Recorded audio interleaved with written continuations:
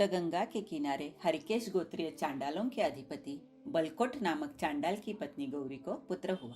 उसका नाम बल रखा गया। पूर्व जन्म में किए गए जातिमत और रूपमत के कारण उसका जन्म चांडाल कुल में हुआ तथा उसका शरीर भी काला, कलूटा, बेडोल और कुरूप था। जो जो वह बड़ा हुआ, उसके स्वभाव में उग्रता बढ़ती गई। क्रोधी, झगड़ालू, कटुभाषी बन गया। एक बार बस्ती के सभी लोग उद्यान में वसंतोत्सव मना रहे थे। बालक खेल रहे थे। हरिकेश बल ने उनके साथ खेलने का प्रयत्न किया तो खेल में किसी बात पर क्रुद्ध होकर वह अपशब्द बोलने लगा। तो अन्य बालकों ने उसे खेल से निकाल दिया। वह उपेक्षित सा एक और बैठ गया। तभी वहां पर एक विषधर सर्प निकला। लोगों ने उसे बेंत लाठियों से उसी क्षण मार दिया। कुछ समय बाद वहीं पर एक निर्विष सर्प दुमुही अलसिया निकला। उसे देखकर लोगों ने कहा, अरे यह तो विषरहित किसी को काटता नहीं, इसे मारने से क्या लाभ, चलो इसे पकड़कर कहीं दूर छोड़ आते हैं। और कुछ लोग उस निर्विष सर्प को दूर छोड़कर पुनः उत्सव क्रीड़ा में निमग्न हो गए। हरिकेश बल भी इस घटना को देख रहा था। उसका विचार प्रवाह बहने लगा। प्राणी अपने ही दोषों के कारण दुख पाता है, समाज का तिरस्कार सहता है। लोगों ने विषधर सर्प को मार दिया और विषहीन को नहीं मारा।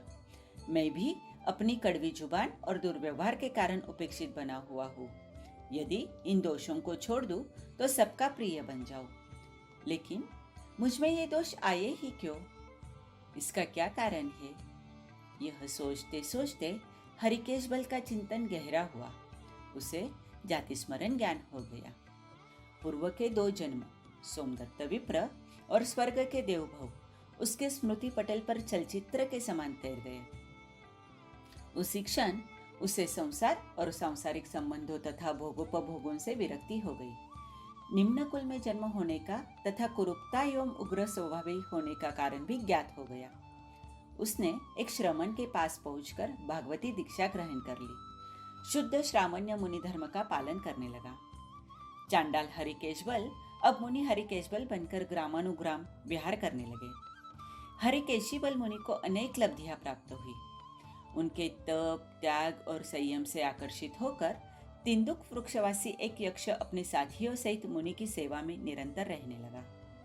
वाराणसी के तत्कालीन राजा कौशल्य की पुत्री भद्रा अपनी सखियों के साथ यक्ष मंदिर में पूजा के लिए पहुंचती है।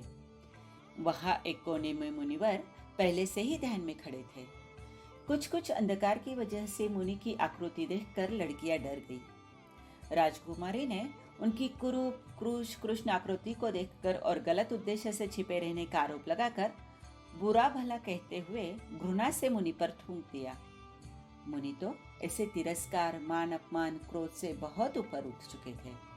वे त्यागी, समतावान, क्षमावान आत्मार्थी बन गए थे। अतः आत्मध्यान में ही मौन रहे। परंतु यक्ष ने अपना चमत्कार दिखाया और राजकुमारी के शरीर में प्रवेश कर नाना प्रकार से कष्ट देकर मुनि के साथ विवाह करना स्वीकार कराया। परंतु मुनि के स्पष्ट इनकार करने पर राजा ने भद्रा का विवाह राजपुरोहित रुद्रदेव के साथ कर दिया। रुद्रदेव ने अपनी यज्ञशाला की व्यवस्था नवविवाहिता पत्नी राजकुमारी भद्रा को सौंपी और एक विशाल यज्ञ का आयोजन किया। एक बार मुनि हरिकेश बल मासखमन के पारने के लिए रुद्रदेव की यज्ञशाला में पहुंचे। वहां यज्ञ में भाग लेने के लिए आए हुए ब्राह्मणों के लिए विपुल भोजन सामग्री बनी हुई थी।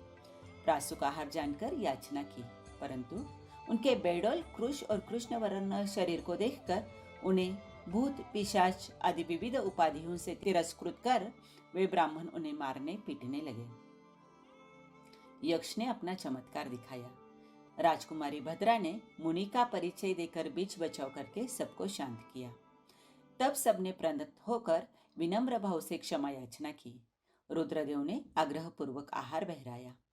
मुनि ने रुद्रदेव को सच्चे यज्ञ का परिचय कराकर सन्मार्ग पर लगाया। फिर मुनि हरिकेश बल अपनी आत्मा का कल्याण कर सिद्ध, बुद्ध और मुक्त हो गए।